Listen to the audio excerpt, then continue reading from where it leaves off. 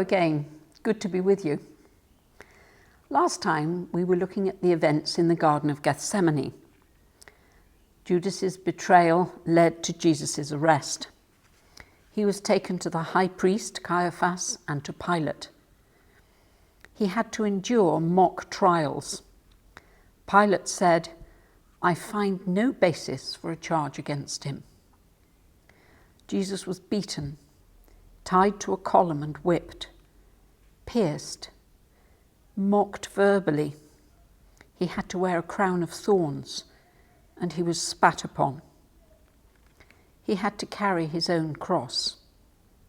He was nailed to the crucifix by hands and feet. Normally, death by crucifixion took several days. Jesus died after about 6 hours. Doctors apparently now think that he had lost so much blood that he was in a medical state of shock, hence the very quick death. We're going to look at two very different paintings of the crucifixion. The first is by Mantegna, painted in 1456, and it's in the Louvre in Paris. It's a very busy crucifix scene, rather like that of his version of Gethsemane last time. If we start on the far left, we see a pile of bones and skulls. This was the regular place for crucifixions. On the ground, we can see a series of post holes. Many others had been crucified here. Our first character is John, the beloved disciple, looking in agony at the death of his closest friend. I'm not sure whether he is wrenching his hands together in misery or whether he's praying for Jesus, possibly a bit of both. And then we have the group of women. Mary, his mother, dressed in black. Mary Magdalene in red. Salome, Joanna, the other Marys, the group of women who have been with Jesus throughout his ministry and who stay with him right to the end. We know that Mantegna was very interested in the classical world. Apparently he even went on archaeological digs. And in the north of Italy, towns such as Verona and Padua were being excavated. So he had first-hand knowledge of Roman weapons, helmets, and so on, and he puts them into his painting. So if you go down to the base of the crucifix, you will see a Roman spear. To the right of Jesus' crucifix, you see the standard bearer with the red flag at the top, on which we see the letters SPQR, short for the Latin phrase Senatus Populusque Romanus, the Senate and the people of Rome. Further to the right on the ground, we see the soldiers playing dice. They are gambling for Jesus' clothes. And finally, there are more Roman soldiers on horseback. On the top left, we can see the city of Jerusalem, and there is a winding path leading up to it. People are returning. The show is over. Jesus is dead. They're going back home. And then there are the two thieves. On the right-hand side, in a dark shade, we see the unrepentant thief. He's turned away from Jesus. He's rejected him completely.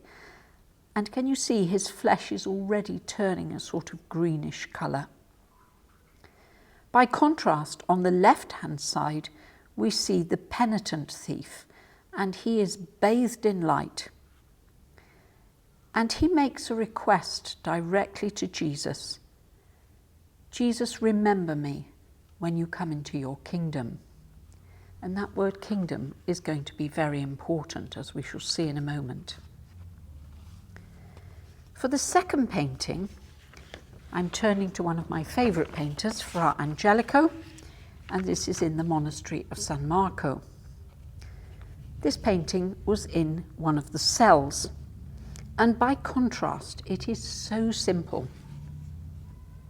So if we go from left to right, again we have John, the beloved disciple, so young, and he can't bear to look at his best friend dying.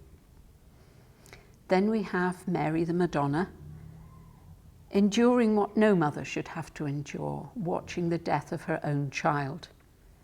But she stays with him right to the end. Then we have Dominic, Saint Dominic, the founder of the Dominican order.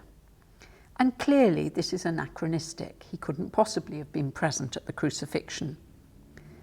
But the Renaissance artists often include people who couldn't possibly have been there. Saints, patrons who commissioned the painting, important members of the Medici family, and so on. So St. Dominic is worshipping Jesus. And finally, to the far right, Thomas Aquinas, the philosopher, also a Dominican monk, and he is reading the scriptures. I would like to focus on the two thieves.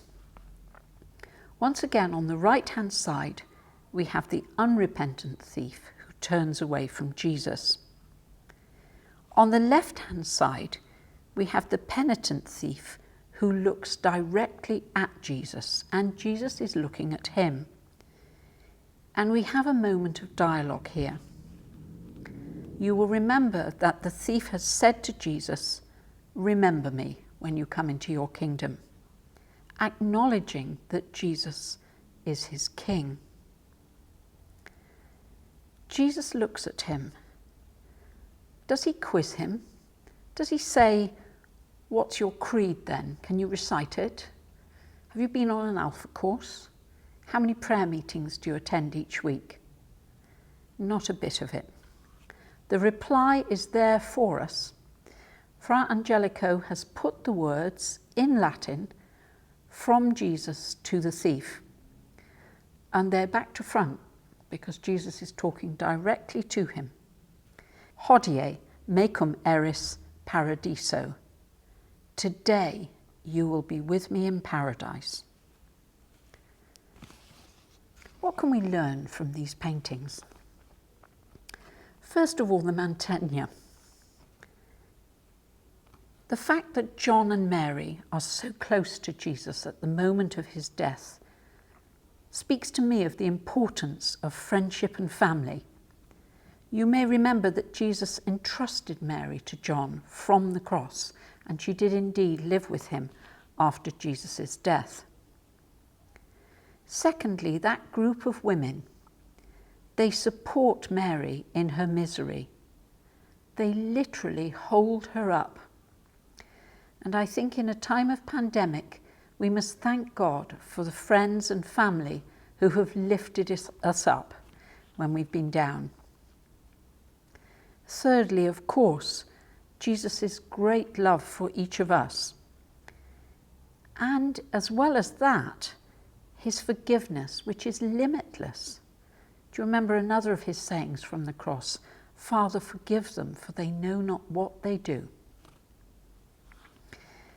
And then if we look at the Fra Angelico and think again about that dialogue between the repentant thief and Jesus, I'm sure many of us have friends and family who appear to reject Jesus, and this is a source of great sadness for us. But this little dialogue reminds us that it is never too late to turn to Jesus. However bad you've been, and he must have been a pretty bad thief to merit crucifixion.